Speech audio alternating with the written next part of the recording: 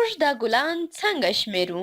ښه، په لومړي انتخاب کې دوی لیکي چې 1 2 3 او بیا دا نه دی حساب کړی او ترېنه تېر سوي او بیا یې لیکلي چې 4 5 6 او دلته بیا له دې نه هم تېر سوي او ورپسې 7 او 8 لیکلي. دا د ګلانو د شمیرلو سمه لاره نه ده. داسې باید وایي چې دغه 4 5 6 7 8 نو دا لومړی انتخاب سم نه دی.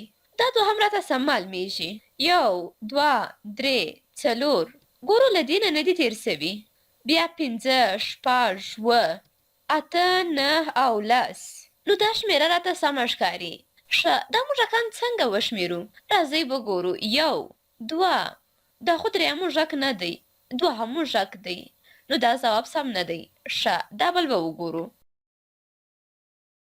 1 2 3 4 5 6 7 نو دا سم ځواب دی. دلته پاس دوی له دوهم عدد نه تېر سوي. دا باید دوهم موږک وای نه درېیم موږک.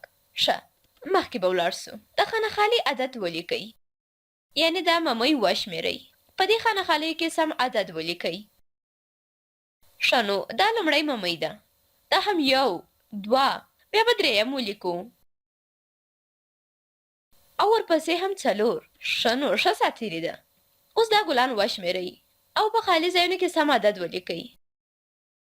دا لومړی ګل دی او دا هم دویم ګل، نو په خپل ځای کې به یې ولیکم او دا هم چک سو. دا بل به وګورو. دا ګلان څنګه وشمېرو؟ ښه، همداسې یو سوال مو لږ مخکې هم ولید. 1 2 3 4 5 6 7 8 9 10 دا بالکل سم ځواب ښکاري او دلته لکه د مخکې سوال غوندې له دې ګلونو نه تېر سوي دي، بلکې د مخکې سوال غوندې. نو دا د شمیرو لپاره سمه لاره نه ده.